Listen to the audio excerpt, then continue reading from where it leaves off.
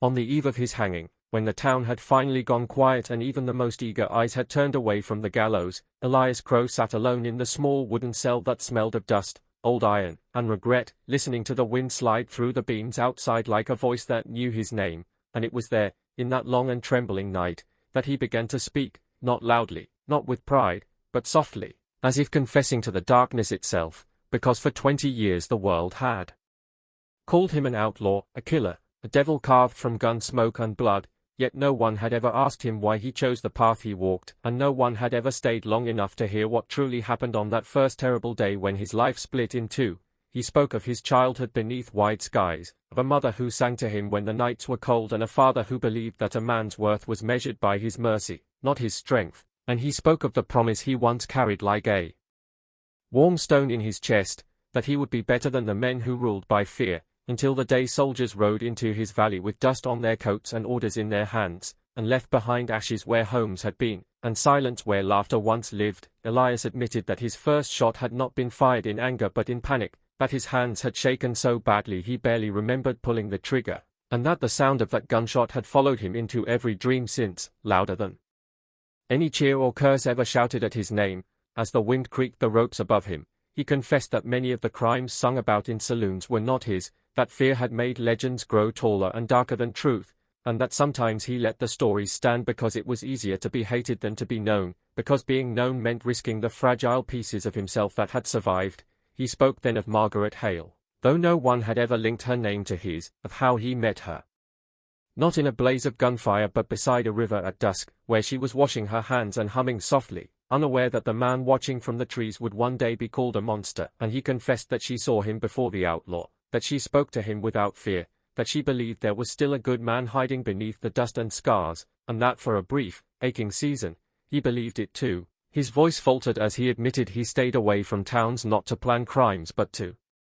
protect her, because every place he passed through seemed to gather trouble like storms, and he could not bear the thought of that darkness reaching her door. The night grew colder as Elias confessed the truth that hurt him most, that the worst thing he ever did was leave her without explanation, believing that absence was kinder than the danger of his presence, and that he had watched from afar as she waited, then stopped waiting, and finally disappeared into a life he could no longer reach. He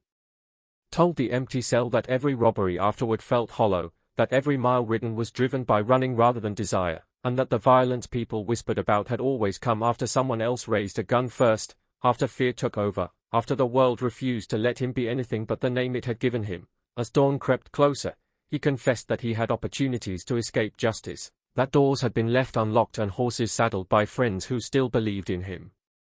But that he stayed because he was tired, tired of running, tired of surviving, tired of carrying a legend soaked in blood that no longer felt like his own. He admitted he did not fear death as much as he feared being remembered only as a shadow, and that this confession, whispered to the wind and the wood and the rope waiting outside, was his final act of defiance against a world that loved simple stories more than complicated truths. When the first pale light touched the cell bars, Elias Crow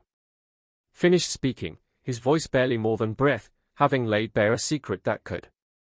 never be proven, one that would never stop the execution, yet one that rewrote his life in his own heart, from that of a heartless outlaw to a broken man who loved, lost, and endured. And as the gallows creaked in the morning breeze, it seemed, just for a moment, that the Wild West itself leaned in to listen, unsettled by the possibility that its darkest legend had been, all along, a quiet confession waiting to be heard. She arrived in Red Mesa at the height of summer, when the sun burned the land until even shadows looked tired, and from the moment Eliza Marrow stepped down from the stagecoach in her plain black dress and dust-worn boots, the town seemed to draw a slow, uneasy breath, because her name had traveled faster than she had, carried in whispers along trails and through saloons, shaped by fear more than truth, and men watched her with a mixture of longing and dread, for they said she was a widow not once but 3 times over, and that every outlaw who had ever loved her had met a violent end, as if fate itself followed her like a silent rider. Eliza did not meet their stares, not out of shame but exhaustion, because she had learned long ago that no explanation ever softened a legend once it had taken root, and so she rented the small house at the edge of town, the one no one wanted because the wind howled too loudly through its loose boards at night, and she began a quiet life, keeping to herself, tending a modest garden that struggled against the hard soil, and sewing by the window in the evenings while the desert cooled and the sky turned a bruised shade of purple. Though the town spoke of her as if she carried death in her wake, the truth was softer and crueler, for Eliza had loved deeply and carefully each time, choosing men who carried brokenness behind their eyes, believing, perhaps foolishly, that love might be the one thing strong enough to save them. Yet each time the world proved harsher than her hope, and she was left to bury memories instead of bodies, because she never stayed long enough to see the end, fleeing towns before grief could harden into something unbearable. Red Mesa, she promised herself, would be different, not because she expected happiness, but because she no longer expected anything at all, and it was this quiet resolve that was broken one late afternoon when a man collapsed at her door, his weight hitting the boards with a dull, final sound that startled her from her sewing. When Eliza opened the door, she found a gunslinger named Jonah Reed, though she did not know his name then, only the pain etched into his face, the blood darkening his shirt from a wound that looked less dramatic than it was dangerous, and without thinking, without pausing to weigh rumors or fear, she pulled him inside, because some instincts are older than reason, and compassion does not wait for permission. Jonah drifted in and out of awareness for days, and in those quiet hours Eliza tended him with practiced calm, cleaning his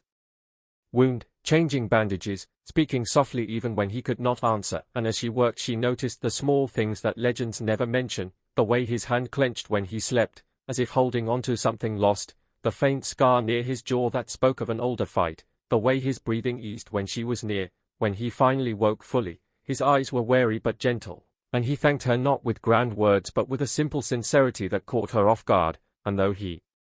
tried to rise, she insisted he stay, and in that insistence lay the first fragile thread of a connection neither of them had planned. The town noticed quickly, of course, because Red Mesa noticed everything, and whispers grew sharper, fueled by the knowledge that Jonah Reed was no stranger to trouble, that he had ridden with dangerous men and survived battles that should have killed him, and soon the old story found new shape, that Eliza Marrow had claimed another, that death would surely follow.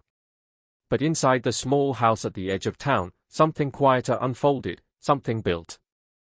not on passion but on shared silence. On long afternoons where Jonah sat by the window watching the desert and Eliza worked nearby, their conversations unfolding slowly, carefully, like hands reaching across a fire without touching. Jonah spoke little of his past, only enough to admit that he was tired of it, that every mile he rode felt heavier than the last, and Eliza listened without pressing, because she knew too well how fragile trust could be, and in return she shared pieces of her own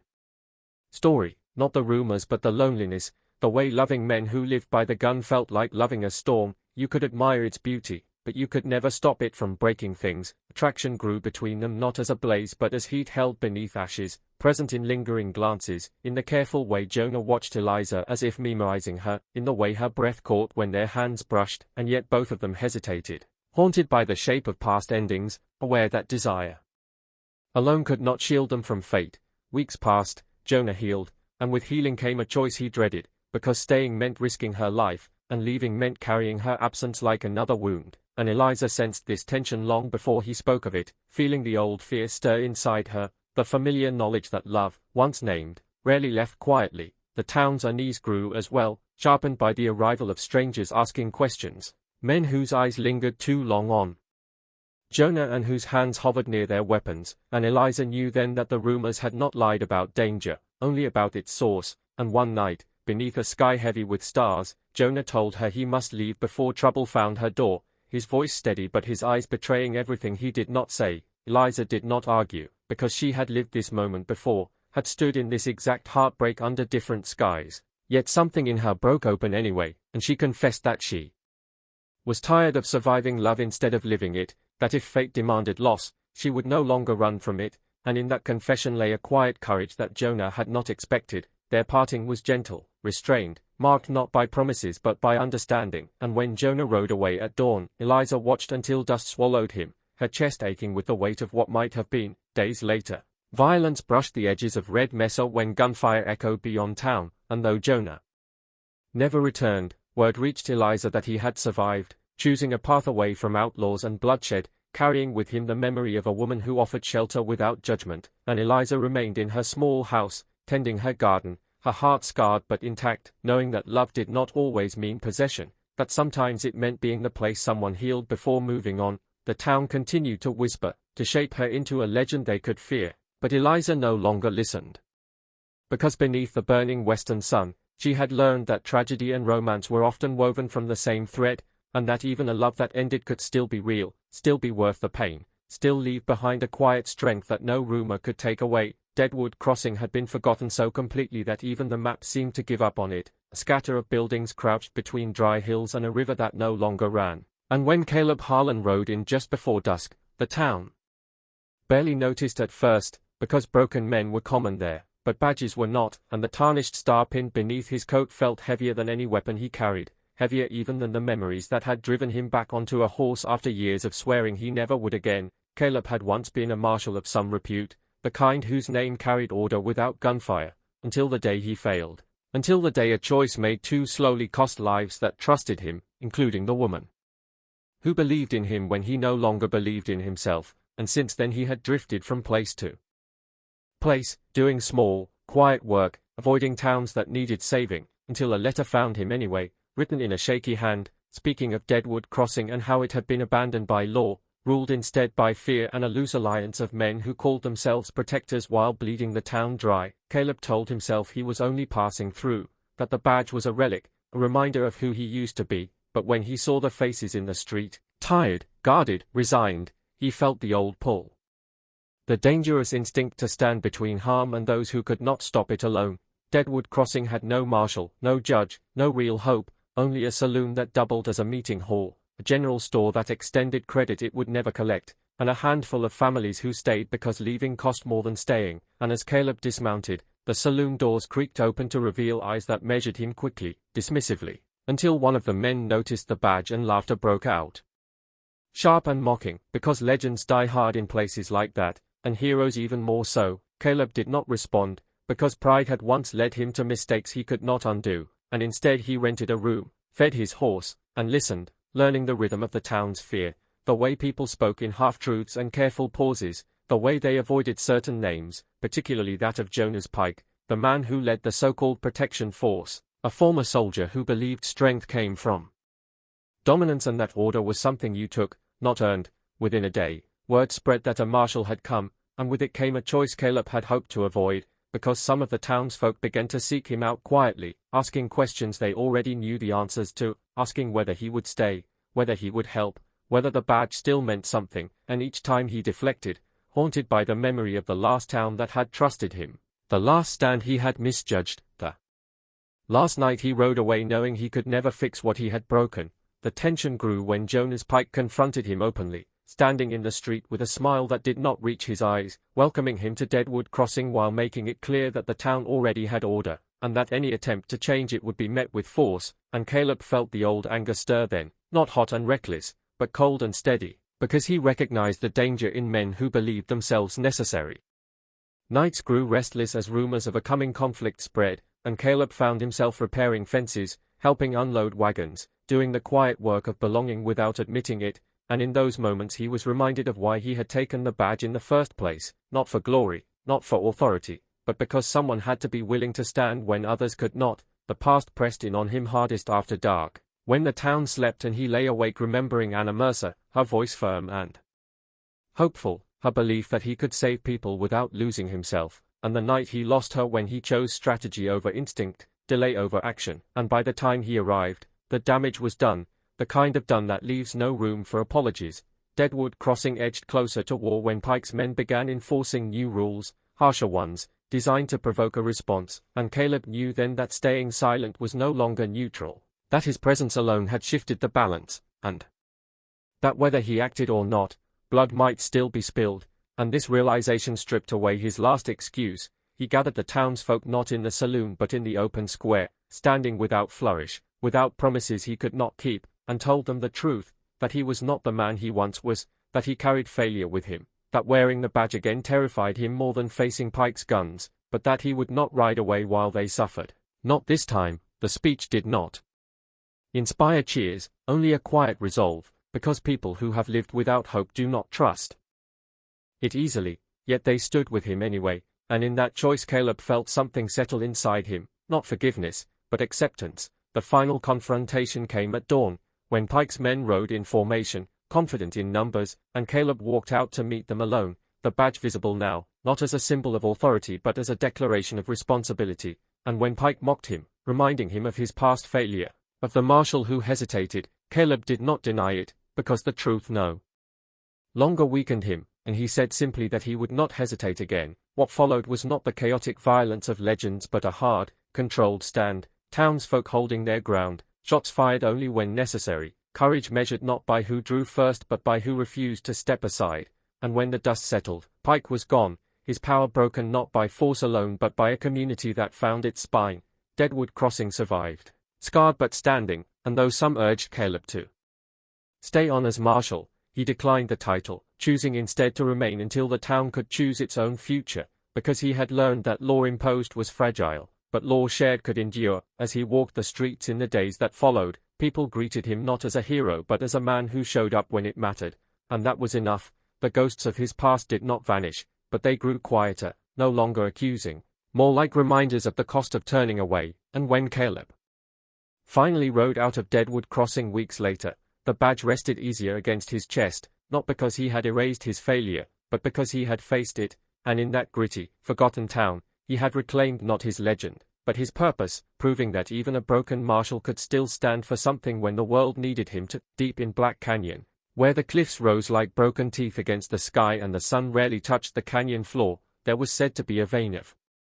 gold so pure it glowed even in darkness, and Samuel Griggs, a desperate prospector worn thin by years of failure, found its map tucked inside a water-damaged Bible at the back of a shuttered trading post, never knowing whether it had been placed there by chance or design, only that from the moment his fingers traced the brittle lines and strange symbols, something in the air seemed to shift, as if the desert itself had noticed him. Samuel was not a greedy man by nature, only a tired one, the kind shaped by long days of digging empty earth and longer nights wondering how hope could feel so heavy. And when the whispers first came, soft, almost kind, he believed they were no more than the wind curling through the rocks, speaking promises that echoed his own thoughts, telling him that this time would be different, that this time he would not fail, that the canyon had been waiting for him alone. As he packed his mule and left town before dawn, the whispers followed, growing clearer with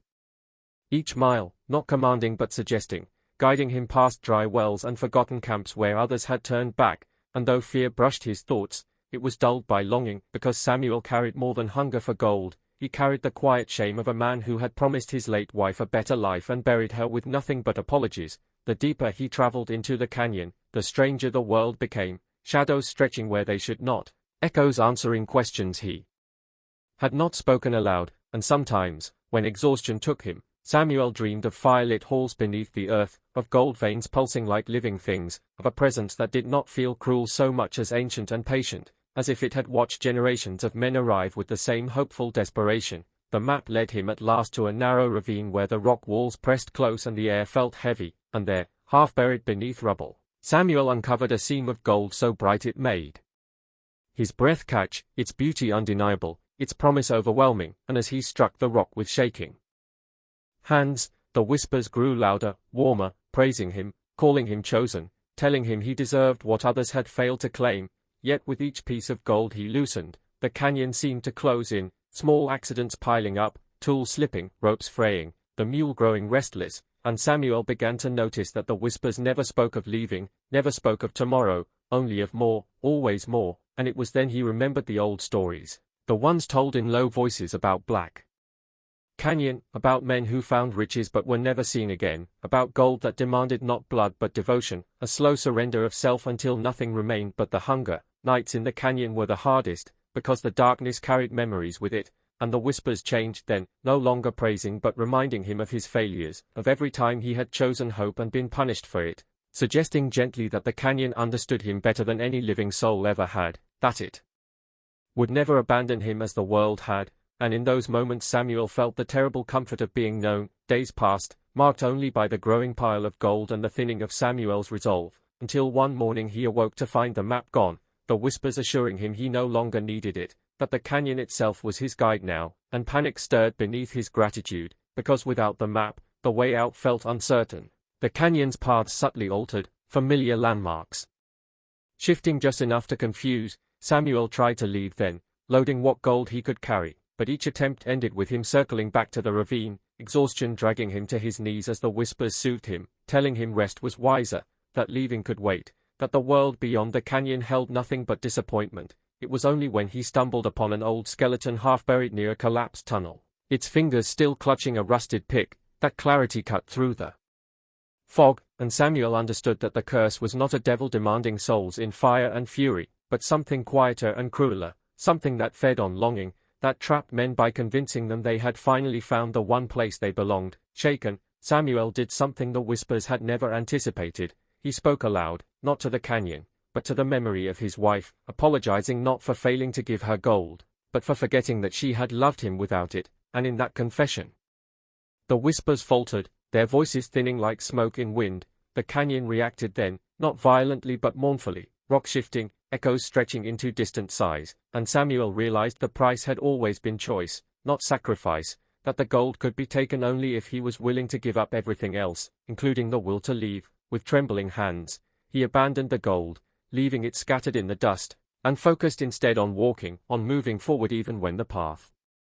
resisted, even when the Whispers turned sharp, accusing him of weakness, of throwing away destiny. Hours blurred together as the canyon tested him, shadows misleading, exhaustion threatening to pull him back, until at last he felt the air change, felt the space open, and emerged onto the desert plain as the sun dipped low, the Whispers fading into nothing more than wind. Samuel collapsed there, empty-handed and alive, and when he eventually returned to town, he told no one of the gold, only that Black Canyon was not empty, that it listened, that it offered exactly what a man believed he needed. And in the years that followed, he worked modest claims, lived simply, and slept without dreams of glowing veins or voices in the dark. The legend of the Devil's Gold endured, growing darker with retelling, but Samuel knew the truth was stranger and sadder, that the canyon did not curse men, it reflected them, and that the greatest danger in the Wild West was not monsters or devils hidden in stone, but the quiet temptation to believe that worth could be mined, that love and peace could be bought, and that walking away from gold was somehow the same as failure, when in truth, it was the only way some souls ever made it home.